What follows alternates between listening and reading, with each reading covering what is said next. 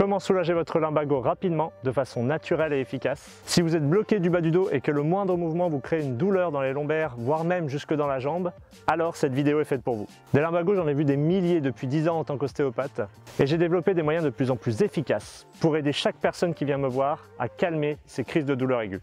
Attention, cette vidéo a pour but de vous aider à soulager une crise de lumbago. Si vous avez des douleurs fréquentes dans le bas du dos, on traitera une prochaine fois de comment identifier les causes de ces douleurs chroniques et ce que vous pouvez améliorer pour qu'elles vous laissent tranquille.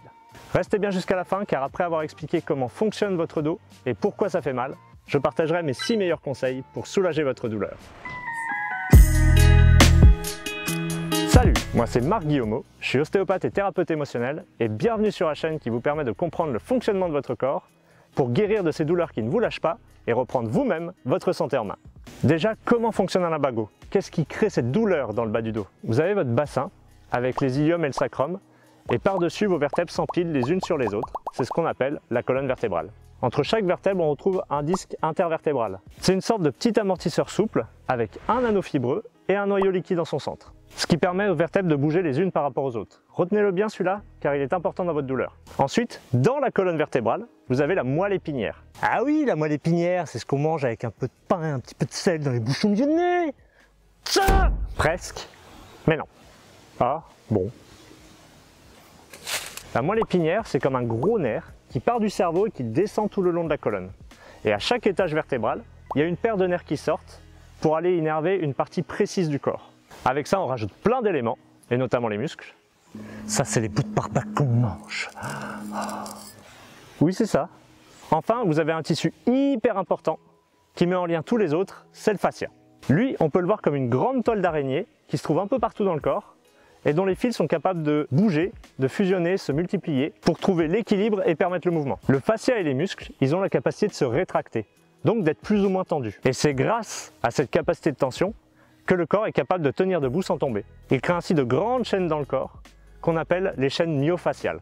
Et la tension de ces chaînes myofasciales s'adapte en fonction des contraintes qui s'exercent à l'extérieur et à l'intérieur du corps. J'insiste là-dessus parce que quand il y a un déséquilibre dans votre posture et qu'on retrouve ces chaînes super tendues au niveau du bas du dos, qu'est-ce qui se passe selon vous? Hein? Dites-moi, qu'est-ce qui se passe? Si les muscles et les fascias sont contractés au niveau du bas du dos, ça vient écraser le disque intervertébral. Celui-ci va manquer de place et vouloir faire comme la tomate dans ton burger quand tu croques dedans, c'est-à-dire se faire la malle. Le disque, ainsi écrasé, va chercher un peu de place en dehors de son emplacement initial et vient ainsi titiller les nerfs qui, eux, étaient peinards de chaque côté de la vertèbre et qui maintenant se font comprimer comme dans le métro aux heures de pointe. Donc aujourd'hui, vous allez montrer à votre corps que vous avez bien compris le message et que vous allez commencer à prendre soin de vous en l'aidant à trouver un meilleur équilibre pour ne pas passer les nerfs. Et ça va se faire en 6 étapes simples. Premièrement, reposez-vous. C'est tout ce que vous demande votre corps. C'est bête à dire. Mais quand votre corps en arrive à un point où il crée une douleur telle qu'on ne peut plus bouger, c'est qu'il est au bout et qu'il ne peut plus encaisser les charges mentales ou physiques qu'on lui impose. Et plus vous résisterez à l'idée de vous poser, plus vous vous contracterez et plus ça amplifiera la douleur. Accepter qu'il faut faire une pause est la première étape cruciale pour aller mieux. Ensuite, vous allez mettre du chaud sur la zone lombaire. Les muscles, ils aiment bien et ça les aide à se détendre. Donc activez le mode bouillotte, bain chaud, jet d'eau chaude sous la douche. Dans la santé par les plantes, on peut utiliser l'élixir floral de lilas.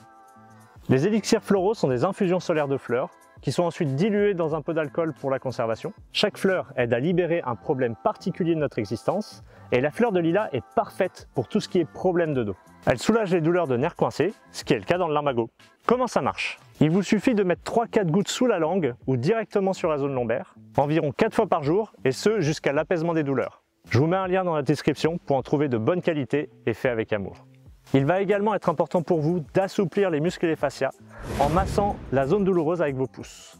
Trouvez les points sensibles et massez en faisant des petits mouvements circulaires et en rentrant en profondeur dans les tissus. Enfin, mettez du mouvement dans votre dos avec les exercices d'assouplissement qui vont suivre. Vous vous mettez assis avec une jambe pliée, vous passez le pied de l'autre côté du genou et vous partez en rotation. Essayez d'aller regarder le plus loin possible, vérifiez bien que votre buste est tourné du côté de la jambe pliée.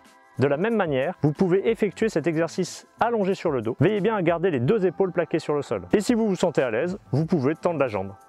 Toujours allongé, vous pouvez ramener votre genou contre votre torse, un côté puis l'autre, et vous pouvez même faire les 2 jambes en même temps. Ensuite, vous pliez une jambe, vous venez poser votre pied sur votre cuisse et avec votre main, vous essayez d'éloigner votre genou. Le dernier exercice est à faire uniquement si vous en sentez capable. Il permettra de détendre la partie avant de la colonne vertébrale, mais il peut être plus difficile à réaliser en phase de crise de lumbago, donc ne forcez pas. Le but est de vous détendre.